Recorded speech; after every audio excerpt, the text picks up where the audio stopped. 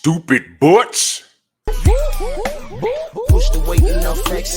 Alive is one in the six. Fit the runner, boy, you nigga, no question. You ain't run a motherfucker high stepping. Hey, you never had a big enough weapon. Motherfucker never learned your lesson. I'm an 88 pack nigga. I'm an 88 pack nigga. I mean, day walker, drink blood, trains out, full moon, motherfucker change like a hoe, nigga. I'm just a nigga from the hood trying to stack a little cheddar for the money. Drew Titan, Bronx on deck. Shout out to the mighty LDBC. And let me tell you something. He gonna get it like everyone else get it. And yeah, since this is what it's come to,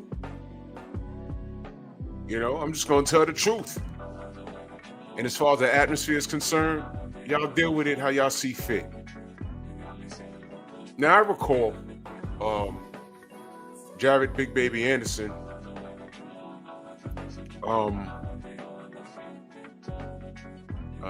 doing a Instagram video or whatever he did, a short. And I recall after Joseph Parker beat Deontay Wilder in a fair one, salute to Joseph Parker. You know, he won a fair one. Respect to him. And out of nowhere, this dude, this kid on the floor with his behind in the air trying to get up, that kid gets on his social media and talks about they're always trying to write you off. Stupid butts. I remember that. And I'm like, what is he doing? What is he celebrating? What? No. All right, you know, Joseph Parker's your guy. I know y'all was in the Fury camp. Y'all know I got a problem with that. I also remember when they closed up that camp and we were asking this kid, you know, on social media, well, not myself, but people asking, what's going on in the camp? Is there COVID? Do you have COVID? Are you okay? And we couldn't get a straight answer out this kid. And I didn't like that. It's either yes or no or what. They said, well, we heard that they closed up camp because you was whooping on Tyson Fury. You couldn't get a straight answer from this kid. So I was like, oh, I don't like that. Then the DUIs, that came later. But prior to that was the Roy Jones interview. Now, this is all relevant, y'all. This is all relevant. Because I don't have to clown him because what happened tonight happened. What happened tonight happened. Okay? It happened. The Roy Jones interview was when I took a step back from this kid. I said, oh, no. There's something wrong with him mentally. And then I found out later, during the Charles Martin fight, that he has a service animal, security animal. He has a dog because he goes through depression. I was like, what is going on here? Then he's crying in front of Roy Jones, and I say, oh, whoa, what's wrong with him? But speaking of the Charles Martin fight, that told me everything I needed to know about him. Charles Martin, with the 2-week camp, he basically didn't train for that fight. Got in there, and I saw later in the fight, first of all, he was supposed to steamroll Charles Martin. 2 weeks? You know he's not in the best of shape. Get him out of there. He couldn't do it. It went to the cards. As a matter of fact, when this kid got put on the back foot in the championship rounds, he looked confused. And I said, I don't like that. If Frank Martin had a full 3-month camp, he beats him. So I said, you know what? This kid needs work. His very next fight, they put him in there with someone made to order. And I said, that's not good. What they needed to do was pay Charles Martin to come to his camp and show him why he was piecing him up late in the fight. That's what you were supposed to do. Throw him some bread and say, yo, look, you got to teach this kid because these other guys in the heavyweight division ain't going to be as nice. They're going to be in better shape. Yeah. So all of these things that I brought up outside of the ring, it's now coming back to haunt him. I don't think he has any bad habits outside of the DUI. But when you put out a certain demeanor, you know, you're jaw jacking at Devin Haney and on social media. I'm like, what are you doing? I know Shakur's your man, but you're like 100 weight classes above him. Why are you jaw jacking at him? What's going on with you? All of that stuff. And in the sport, you haven't even done much yet. Now, salute to Ohio. You have Ohio on your back. And you got laid on your back tonight. All of this stuff is coming back to haunt you. And he's such a head case. I'm concerned about how he handles this. Now, here's what happens in the arena of boxing. Boxing is a what have you done for me lately? Right? This is the last memory they're going to have of Jared Anderson. Looking like this. Looking like this. Now, I'm curious. Is everyone going to be talking about, hey, retire? Oh, I knew he wasn't ish. Is he going to get that kind of treatment now? I don't know. You know how so it's social media. There's probably memes about him. He got knocked around. There was no part of this fight that he won. He got knocked around the ring from round one. There was no part of this fight that he won, y'all. None. Zero. Zilch. He got beat up. All 6'4" of him. Against a guy named Martin Bakole, whom I understand is the best kept secret in boxing. He's over in the UK sparring all of those guys over there, knocking some of them out, I understand. And everybody over there knew who he was.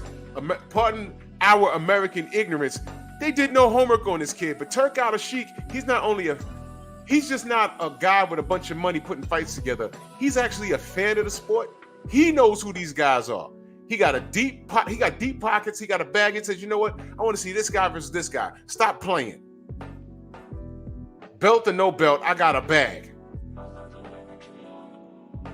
What? Do you want to win a belt and pay sanctioning fees and make maybe a strong 6 figures? Or come, mess with me and I'll make sure you get at least $2 million. Right? What I'm saying is, this was a bad matchup.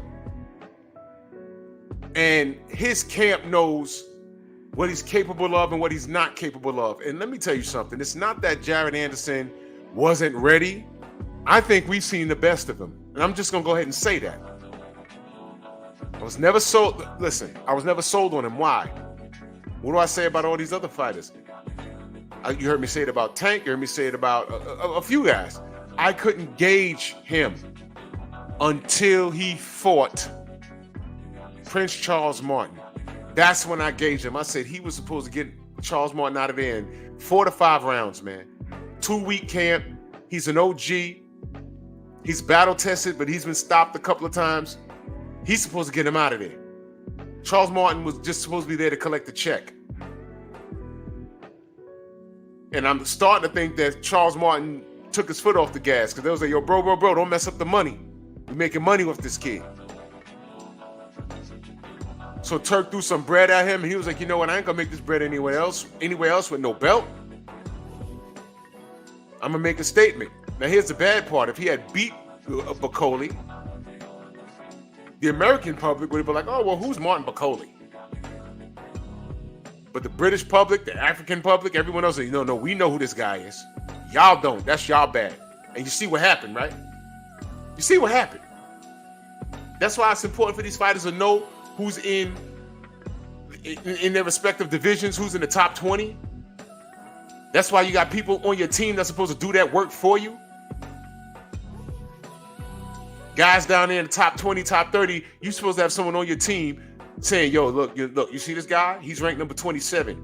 Okay, look, he's all wrong for our guy.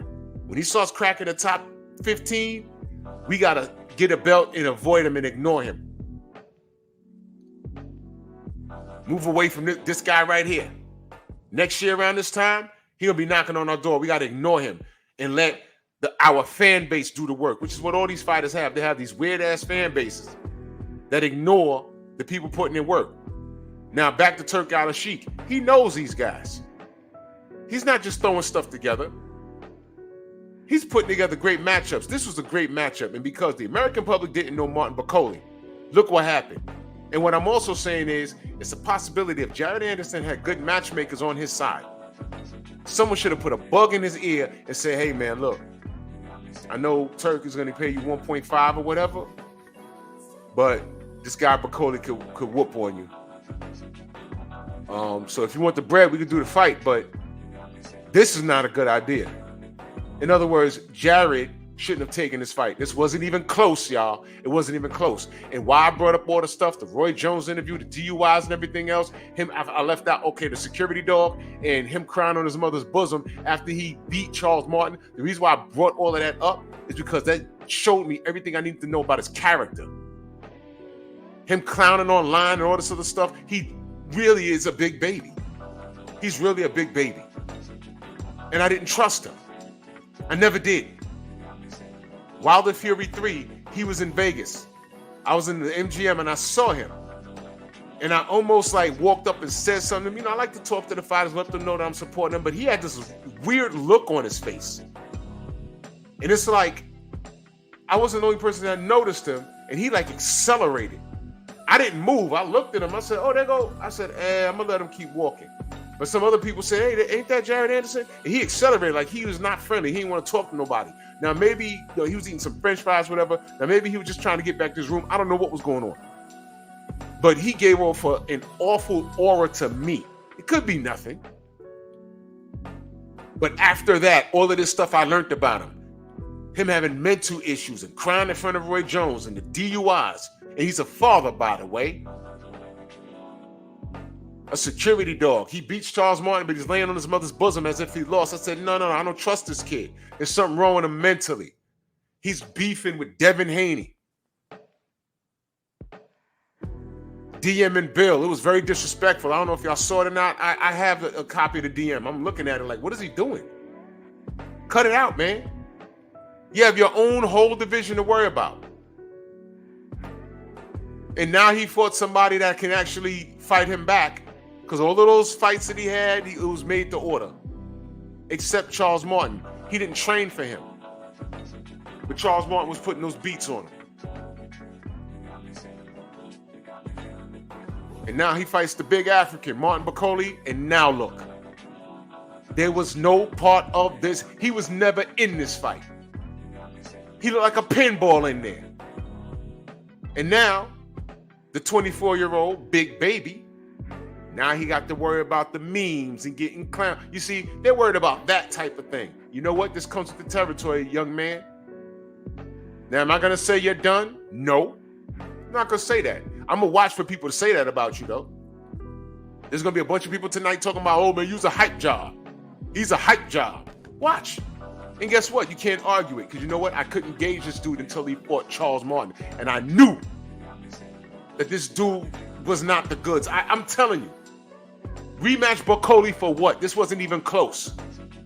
Back to the drawing board. And oh yeah, I understand that Sugar Hill was in his corner. My God. Move!